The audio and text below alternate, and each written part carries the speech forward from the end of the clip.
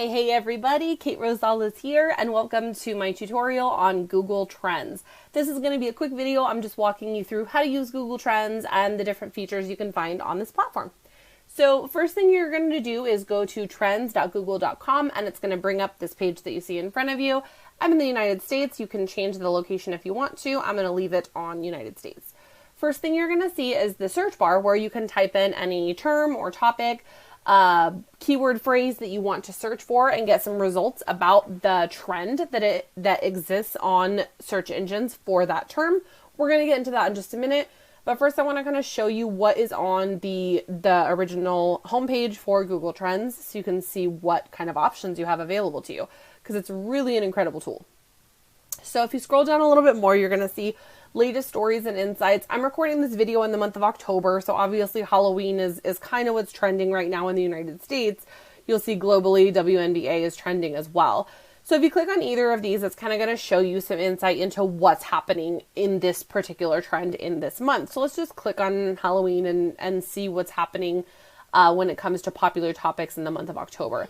So this shows you this month's spookiest trends, okay? So we see Squid Game Halloween costume, that's getting a lot of searches, that's trending massively. Black cats, haunted houses, all these topics are trending topics in the month of October. It also shows you that some of these topics peak every October in the United States. This topic peaked in the last week. This is a record high for the month. This topic peaked in the last week. All these little tips and breadcrumbs to kind of show you whether or not these are topics worth writing about, creating content around, and of course only if this is valuable to your target audience. We're not just going to write about Halloween topics because they're trending. We really want to focus on what's valuable to our target audience. Scroll down a bit more and you'll see even more data on what's popular in the month of October. Costumes, couples costumes, baby costumes. You see Halloween drinks organized by state, which is kind of fun. Then you see recipes, drinks, Halloween movies, scary movies. You see this chart that kind of shows you the search results throughout the month. So we have some dips and then we have some jumps. And then we have our highest point was on October 9th is when we got the most searches in the US for this search term, scary movies. We'll talk more about these charts in just a moment. Then we dig into other trending information, Halloween decorations, Halloween nails, and then related topics down here.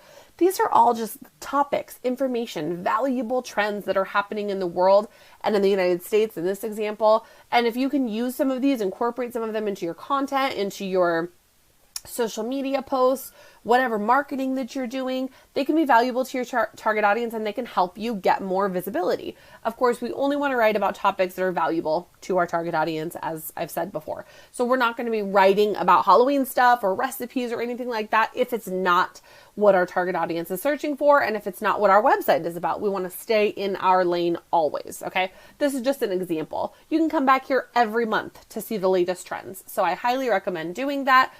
Obviously, this month it's kind of focused on Halloween, scary movies and such. Next month, it'll be totally different. So be sure to check in often and kind of see what trends are happening at that month.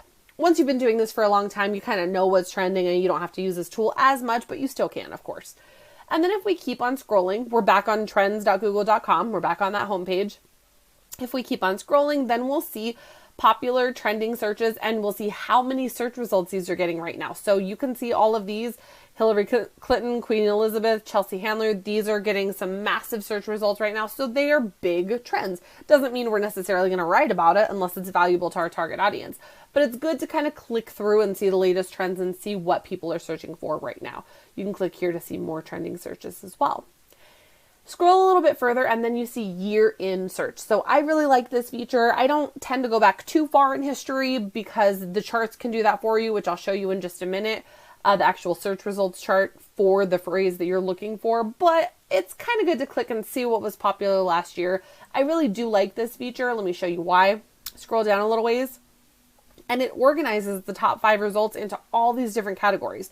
So top searches, news, athletes, beauty how-tos, definitions, games, how to make things. And if you click on any of these, let's click on, I don't know, how to make hand sanitizer, I guess. it'll actually bring you to the search results page for that particular phrase. So we see that how to make hand sanitizer obviously had a major boom in search back in March of 2020, but then it kind of fizzled out, and then there hasn't been many, if any, searches at the end of 2020. Remember, this is just the 2020 search results because we clicked on it from that year in search results tab. So this just kind of gives you an overview of how much this topic was searched for in 2020. Do I need to be writing about this topic? Most of us probably not. And if you do want to write about it, it's important to recognize that it's probably not going to get a lot of search results. So it's just something to pay attention to. So that is, and then you can see that's the end of that. That's the end of our homepage on Google Trends. So now let's actually dig into the topic of searching for terms and studying the analytics, right? We're looking for trends and historical data to really show us whether or not these topics are worth writing about. One tip that I have when it comes to Google Trends is to keep it more broad when it comes to your topic or your terminology. And I don't want you to confuse Google Trends with a keyword research tool because we're not really looking for long-term keyword phrases in our Google Trends reports. We're really just looking for topics and trending content. So if I was to type in, let's say, homeschool into the search bar, it's going to bring up a chart that shows me interest over time. Okay, so it lists from a scale of 1 to 100 how popular and how much search results this topic gets. You know, and it gets search results all year long, and then it kind of spiked in 2021 here at the beginning of the school year, of course. And then it starts to kind of go down a little bit. Just shows you this overview of the last 12 months, what kind of search results we're getting for homeschool. But if I got super specific and I typed in like homeschool printables or something like that, let's see what happens here. Homeschooling printables. Okay, there's a couple of searches, don't get me wrong. We had a few jumps throughout the year.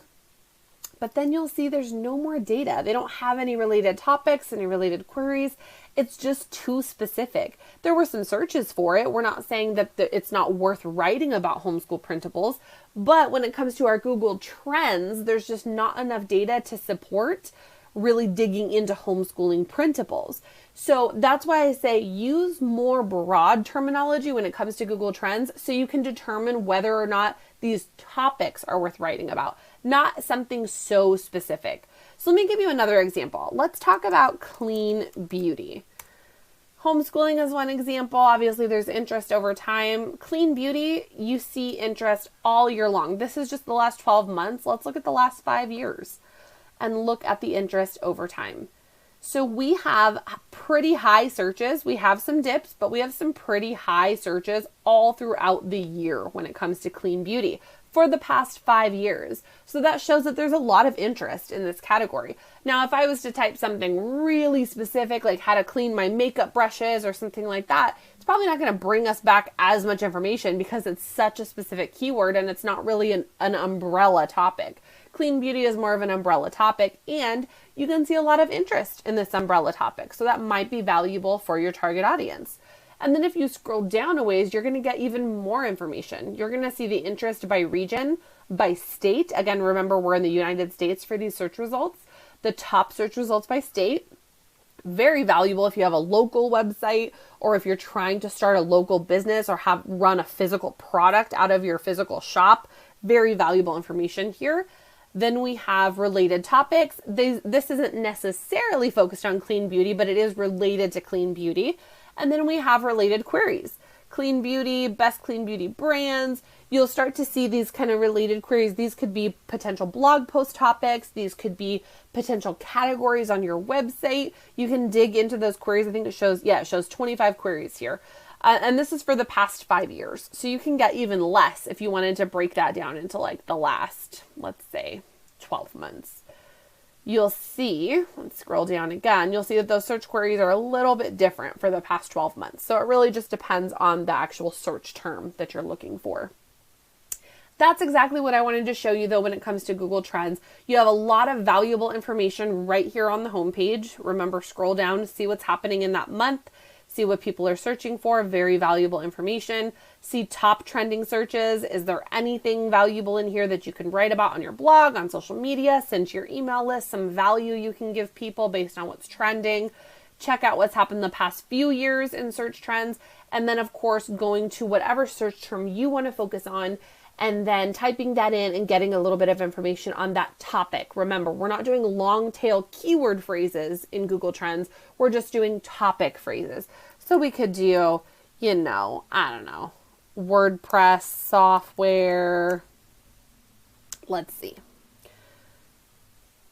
WordPress, we see, some jumps, some dips. We see some popularity here various times throughout the month. And then, and there's actually not a lot of related queries here either. Interesting. Okay, let's see. Maybe we could do, here's professional WordPress. Let's see what that's about. Oh, that's got nothing. Okay. Interesting. Let's do alternative, if I can spell, energy. Let's see if there's any search terms here. Or search phrases. Yep, search phrases. We have interest, ups and downs throughout the year. This is just for the last 12 months. So you got your chart that shows you interest over time. Then you have your interest by region and by state if you're in the United States. Then you have your related topics, and then you have related queries. And all of this kind of works together to bring you analytical data. Are these topics that I want to write about on my website? Could I potentially write blog posts about alternative energy? And if so, what kind of interest am I going to get? You're going to see that interest rises and dips throughout the year. And then let's look at another one. Let's look at, I know homeschooling was a big one for a long time. Let's look at learn Spanish and see what pops up. This one shows a lot of interest throughout the year, right? And then it shows you the locales where you get the most interest. And then related queries and all that good stuff. So same thing that we already kind of walked through. But I just wanted to give you a couple examples. Throw some examples out here for you to be able to see what we're actually searching for in Google Trends. We just want to know, based on these charts and based on locations and based on related queries, we just want to know if these are topics that are worth writing about for our target audience and if anyone's actually searching for these phrases. So I hope that was helpful. I know it's a lot to cover, so I'm going to end this one here. That's just kind of your Google Trends basics and what you can expect to find here. Do a little digging, set your alarm and don't get too caught up because we can end up doing searches, Google Trend searches for hours, and we don't really want to do that. We just want to choose our topics, do a little research, see if anyone is searching for them, and then get to work on writing. Okay, so that's going to be it for this video. I hope it was helpful. And be sure to watch my next video on Google Trends and tips that no one else is talking about. You can find it on YouTube. Thanks, guys.